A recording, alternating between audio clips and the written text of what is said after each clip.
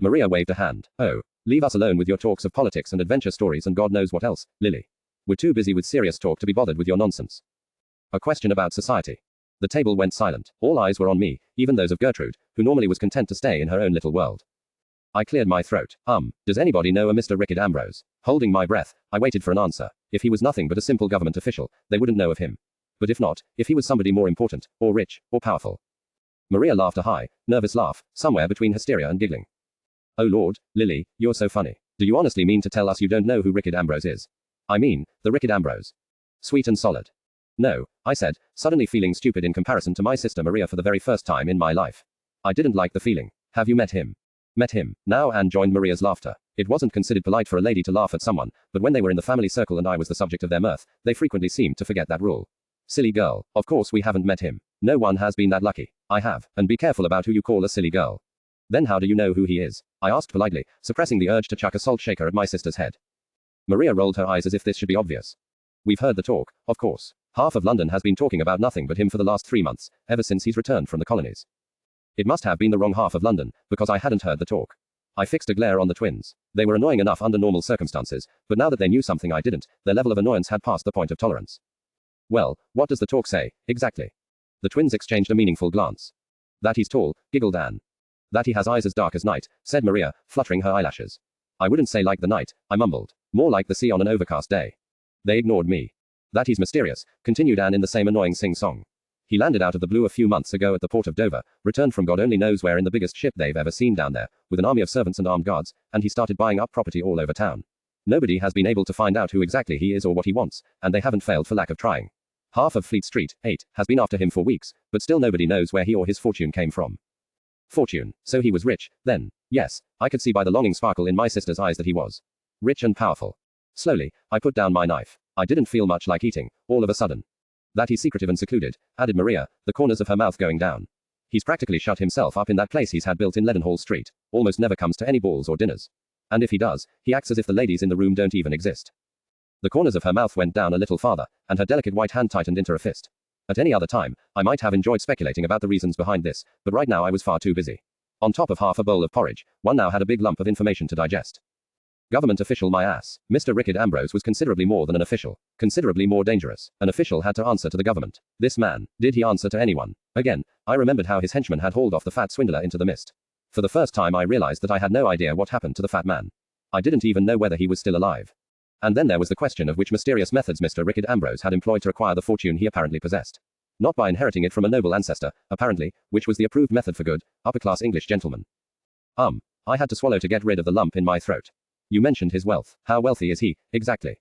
How wealthy? Maria scoffed. Why, he is only rumored to be one of the richest men in the entire British Empire. That is all. Lily, Ella asked suddenly, her voice sounding concerned. Are you not all right? I clutched the edge of the table with both hands, not knowing how to answer. I wasn't sure myself. What had I gotten myself into? I feel a little faint, I finally mumbled. That's all. But that wasn't all. Definitely not. The rest of the meal passed in a blur. I couldn't force another bite down. I could hardly force myself to remain in my seat. As soon as the others put down their forks and knives, I sprang up and rushed out the door. Lillian, I heard my aunt call after me. Lillian, stay here. You can't go. It is time for your embroidering lesson. I didn't listen. The only thing I ever managed to do at embroidering was perforate my fingers, anyway. Bounding down the hall, I rushed out through the back door and into the little garden. The small green space welcomed me, its high walls shielding me from all that lay beyond, the bustle and noise of the city, the stench of smoke drifting over from distant factories, and of course, him. Quickly, I crawled into a little shady space behind a few bushes and hid. It was a favorite place of mine whenever I wanted to be away from my aunt or be alone with my thoughts. With the gently swaying green brush around me, almost hugging me close, I felt safe and protected from the world for a change. A world that seemed determined to turn me into something I was not and would never be. And when I attempt to break free, I thought, this has to happen. One of the richest men in the British Empire. Yesterday, I had met, ridiculed and insulted one of the richest men in the British Empire. What was I to do? Stay here, said a little frightened voice in the back of my mind. A voice that sounded a bit like Ella. He doesn't know who you are yet. He's only seen your face. If you don't go to meet him, he'll never find you, and that will be the end of it. I bit down on my lip. Exactly. That would be the end of it. The end of my only chance for freedom ever. And I wanted freedom. I wanted the chance to go where I pleased, do what I wished, and not to have to answer to any man for my actions. So what was I to do now? Asterisk tilde asterisk tilde asterisk asterisk tilde asterisk tilde asterisk. A lazy morning spent lying on my back and staring at the clouds drifting by hadn't helped to find an answer to that question. After 2 hours or so, when my back, still not recovered from being tortured by the police station bunk, began to protest at its treatment from the hard ground, I made myself get up. This wasn't helping. Scrambling out from behind my bushes, I slipped through the little garden gate and set out towards Green Park. I felt as tense as a taut wire, and only relaxed a little when I reached the edge of the park. What I needed now was to get a breather, to clear my head of any thoughts about heavy life-altering decisions by means of good company. Which meant, of course, female company. I could only hope they were where I thought they would be. Hey, Lily. Quickly, I turned towards the voice I had been hoping for. That deep bellow was unmistakable. Unlike you would suspect on first hearing it, it didn't belong to a big, beefy bulldog, but to my best friend Patsy. She and the others already awaited me on the wrought iron park bench under the big oak, the usual meeting place of our little band of wrongdoers. Hello, here we are. Passing gentlemen looked askance at Patsy, clearly indicating by their looks that ladies weren't supposed to bellow. They forbore, however, from making any disapproving remarks, probably because Patsy, with a figure like that of a boxing champion and a face like a horse, cut a pretty impressive figure, even for a girl in a hoop skirt. I certainly wouldn't have liked to come to blows with her. She picked up her parasol and waved it like a victory flag. Where have you been, Lily? Get your behind over here. The other two turned around and spotted me, too. Flora smiled shyly, and Eve raised her tiny pink parasol, waving it so energetically one could have mistaken it for a fluttering hummingbird's wing.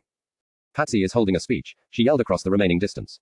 I quickened my step, already feeling better. This would take my mind off other things. She's telling us how she will convince all the stinking rich people of London to give up their money for her latest charity. You could threaten to impale them on your parasol, I suggested, settling down on the only free place on the bench and grinning from ear to ear. It was good to see my friends. Patsy snorted. That might be the only way to actually get it done. You wouldn't believe how tightly some people hold onto their money. Oh wait, I forgot about your uncle. You would believe.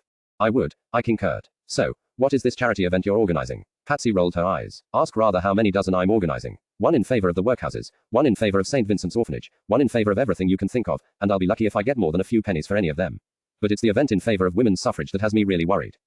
Why? I wanted to know. Aren't any of the guests likely to give money? A scowl appeared on Patsy's face, and for a moment she really did look like a Rottweiler. Hardly. The problem is that there likely won't be any guests. So far, nobody has accepted my invitation. Nobody. Honestly. I even got a note back from Lady Metcalfe, saying that. How did she put it again? Ah yes, saying, how scandalous it is that I am trying to erode the pillars of civilization by destroying woman's natural role in life. I patted her hand. That's horrible, and after you gave yourself so much trouble in organizing everything. I'm so sorry for you. Don't be. The scowl on Patsy's face was replaced by a look of grim satisfaction. Be sorry for Lady Metcalfe. You don't know what I said in my answering note. I couldn't prevent a grin from spreading over my face. No, I didn't know, but I knew Patsy, and could imagine.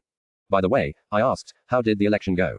I didn't catch the results. How could you not catch them? Patsy gave me a strange, sideways look. It was in all the papers. Well, I was sitting in prison all day, you know. We don't get papers there. That's what I would like to have said, just to see the look on her face.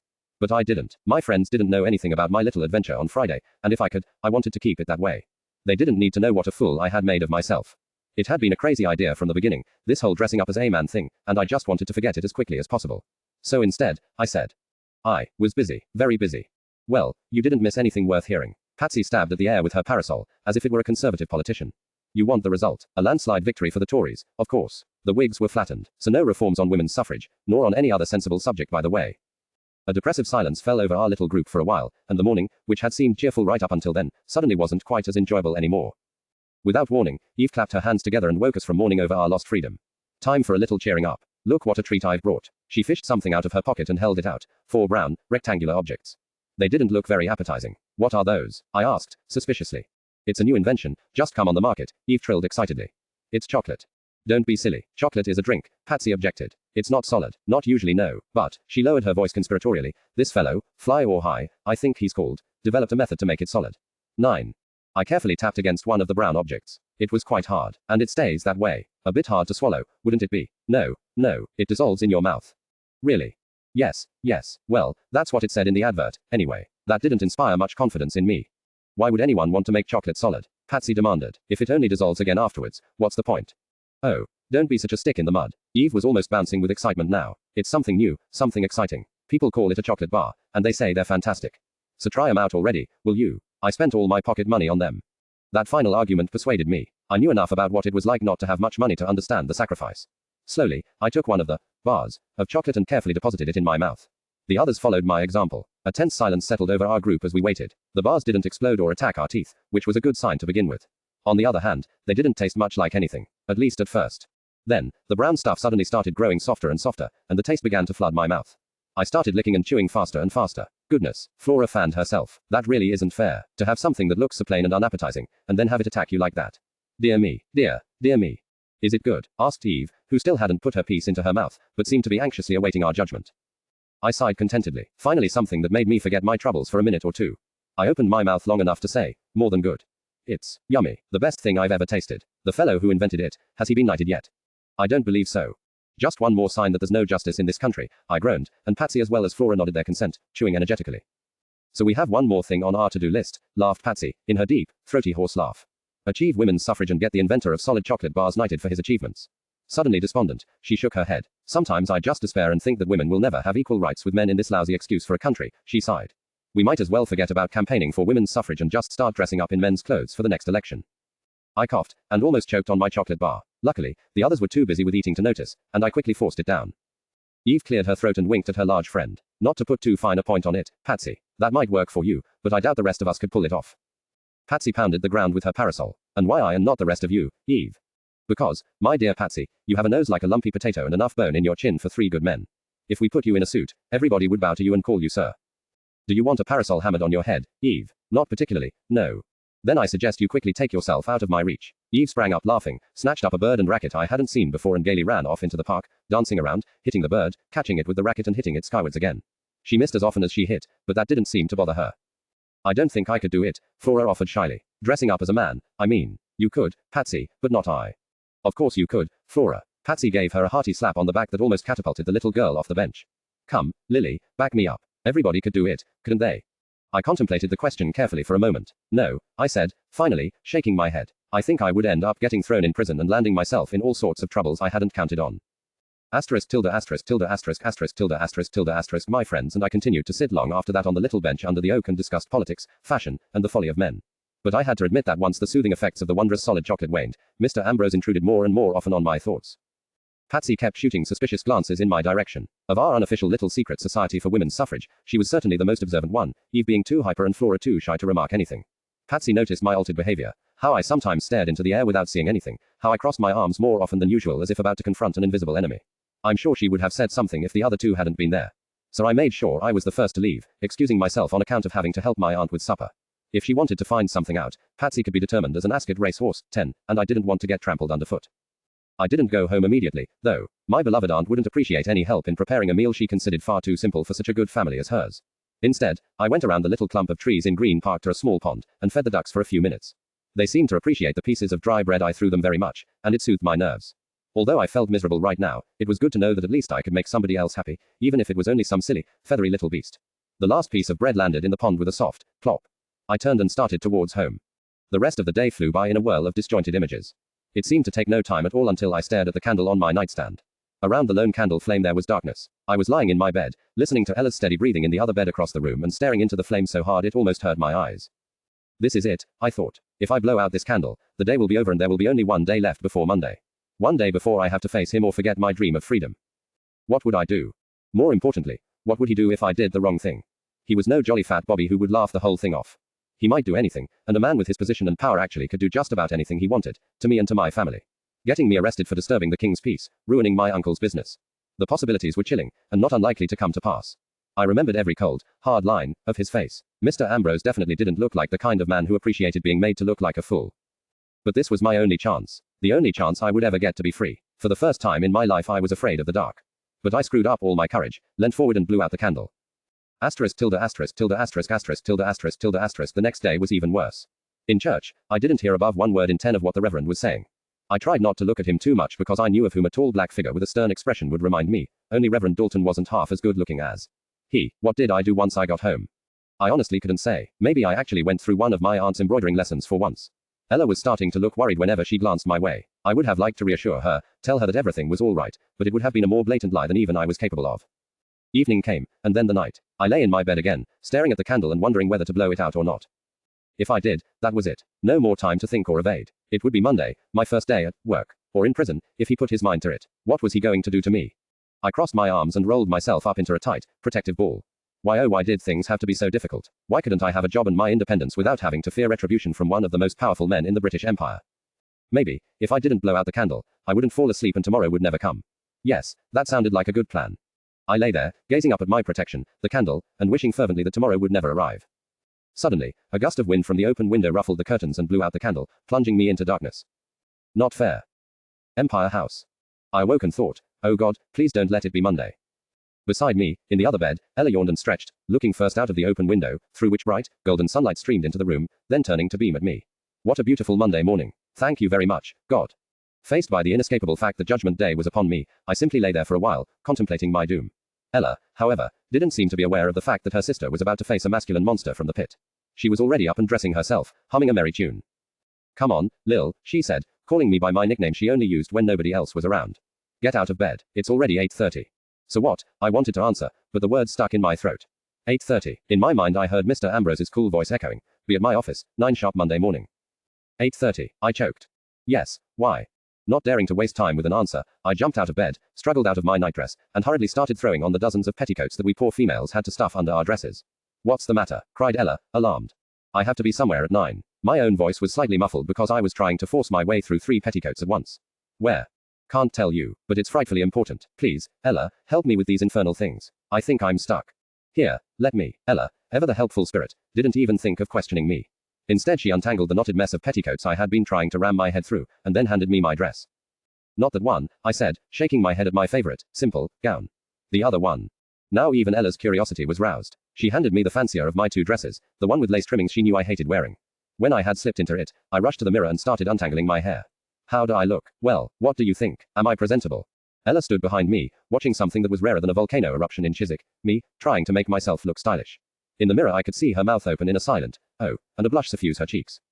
Oh, Lil, she clapped her hands together, a sudden smile spreading over her face. You have a rendezvous, haven't you? A rendezvous with a young man. My jaw dropped, and I whirled around. No, of course not. Ella didn't seem to have heard me. Quickly, she stepped to my side, that silly, secretive, girly smile still plastered on her face. Her hands came up, starting to style my hair and smooth my dress at a pace I would never have been capable of. It was as if she had 10 arms. It's all right, she giggled. I won't tell. Is he nice? Is he handsome? Yes, he is. Very. I pushed the thought out of my mind as soon as it appeared. It wasn't like that. I wasn't going to meet a man. Well, in a sense I was, but not, meeting, as in meeting to do. Well, to do whatever romantic couples get up to when they're alone. Why did every female's brain on earth, including that of my little sister, turn to mushy-gushy mushrooms the moment a man was mentioned? There were many legitimate reasons for a girl to meet a man, reasons that had nothing whatsoever to do with mating behavior, such as. Well, maybe I couldn't think of anything just now, but you see my point. Oh Lil, come on. Tell me at least what color his eyes are, will you? I stomped my foot and crossed my arms. Ella more or less ignored my signs of protest and continued to work her magic on my hair. I said no, didn't I? I'm not going to a rendezvous, Ella.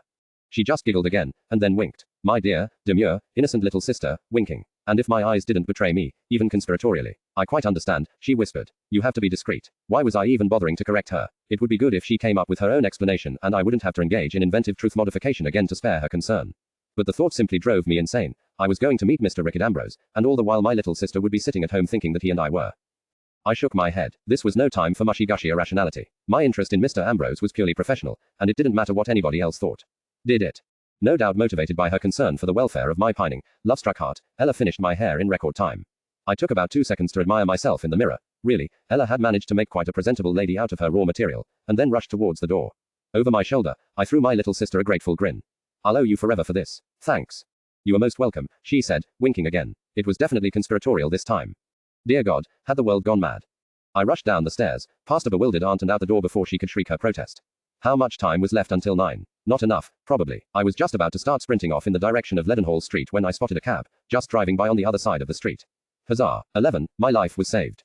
Cabby, I waved my parasol like a castaway signaling the rescue ship. With a, ho there. The cabbie stopped his horses and peered at me curiously. I clambered into the cab before he could even think of jumping down to help me inside, and whacked my parasol against the roof. Leadenhall Street, cabby, number 322. I have to be there before 9. The name of the famous street, full to the brim with business and money, acted like an electrical shock on the poor man. Up until then he had been looking sleepy and not too pleased by his new passenger, but when I said that name, his eyes flew wide open and he cracked the whip. G up, 12. The cab lurched forward and I was thrown back into the seat. Fiercely, I clung to the upholstery as we raced over the cobblestones. The uneven paving almost knocked my teeth out at the speed we were driving. We were lucky that there wasn't much traffic on the streets, or this insane tempo would have been plain suicide. Outside the window, the buildings rushed by in a confused blur. I couldn't see much of them, but I did notice that, after a few minutes, the reddish-brown color of brick buildings was replaced by the fancier colors of painted walls, which in turn were replaced by the gleaming white of marble. We had left the middle-class districts of London and were fast approaching the center of the unrivaled power and wealth of the British Empire. Anxiously, I listened for the sound of Great Paul, the bell of St. Paul's Cathedral, announcing the full hour. I had no idea if I still had 20 or only 2 minutes left till my appointment. If I only had a watch, then I would know. But apart from being expensive, watches were also only intended for gentlemen.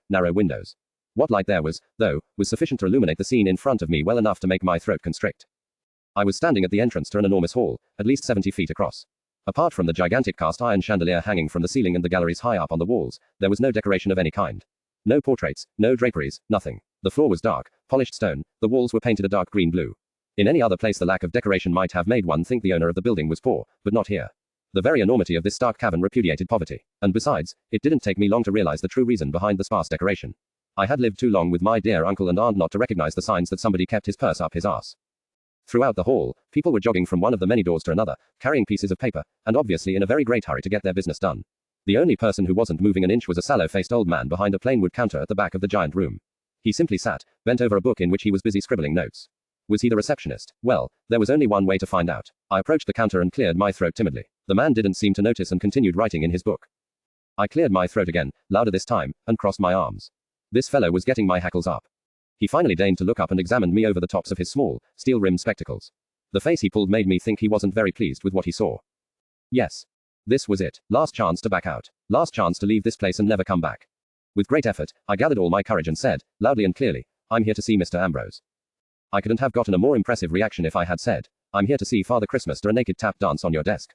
Everybody within hearing range stopped to turn towards me. One young clerk fell over his own feet and only just managed not to drop the large pile of papers he was carrying.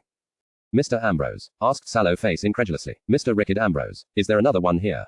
Most assuredly not, Miss Linton, Miss Lillian Linton. Well, Miss Linton, said Sallow Face, steepling his long fingers in a manner that I'm sure he meant to be threatening, Mr. Ambrose is a very busy man. He does not have time for everybody who wishes to waste it. He looked down at his book again. If you have come collecting for charity, try Lord Arlington's place, or Lady Metcalfe's. I am sure they shall be more than happy to oblige you. I have not come to collect for charity, I said. I have an appointment. This time, somebody actually did drop his documents. I heard the clatter behind me, and the hurried noises of someone running after flying bits of paper. Sallow Face had no eyes for the miscreant, however. His full attention was on me once more, sizing me up, and down, and up again. You have an appointment, Miss Linton. Yes.